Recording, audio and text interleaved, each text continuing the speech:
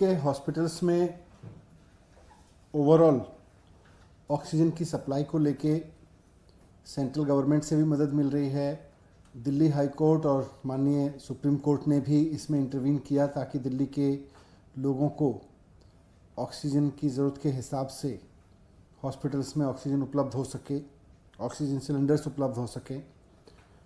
तो जैसा मैंने बार बार कहा है कि दिल्ली में इस वक्त जितने हॉस्पिटल, जितने बेड्स फंक्शनल हैं कोविड के लिए, उनमें करीब 700 मीट्रिक टन ऑक्सीजन की ज़रूरत है।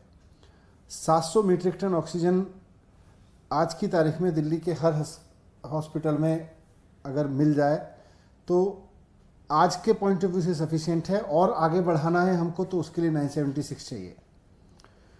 अभी पिछले दिनों 5 मई को दिल्ली को पहली बार 730 टन ऑक्सीजन मिला।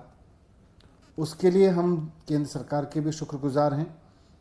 लेकिन उसके बाद फिर से कल मतलब 6 तारीख को, परसों 6 तारीख को 577 मीट्रिक टन मिला और कल 487 मीट्रिक टन 487 मीट्रिक टन मिला है। 487 मीट्रिक टन के बेस पर हमारे लिए हॉस्पिटल्स की सप्लाई को मैनेज करना बहुत मुश्किल है, क्योंकि जैसा मैंने कहा लगभग 700 मीट्रिक टन की डिमांड है। तो सुप्रीम कोर्ट ने भी कहा है कि दिल्ली की डिमांड को, दिल्ली की ज़रूरत को पूरा किया जाए। सेंट्रल गवर्नमेंट से हमारी भी रिक्वेस्ट है कि जिस समय अब हमको 700 मीट्रिक टन करंट पेशेंट्स जो हमारे भर्ती हैं उनके लिए चाहिए, उसमें कंप्रोमाइज़ करना उन पेशेंट्स के लिए ठीक नहीं है।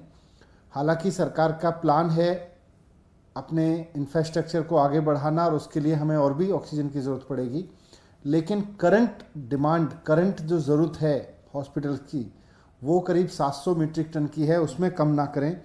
और हमें पूरी उम्मीद है कि केंद्र सरकार पूरा सहयोग करेगी। जैसे एक दिन 730 टन मिला, आगे भी 730 टन ऑक्सीजन दिल्ली को, 700 टन ऑक्सीजन दिल्ली को दिलवाने में मदद करती रहेगी जब तक इस तरह की ज़रूरत पड़ेगी।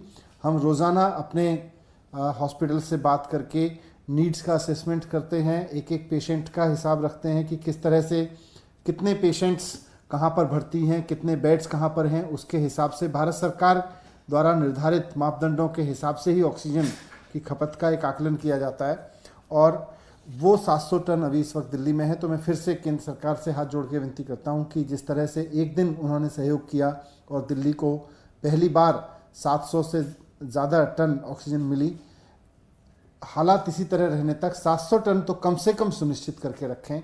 उसके अलावा भी ज़रूरत है, लेकिन 700 टन कम से कम सुनिश्चित करके रखें। यही आपके सामने रखना था।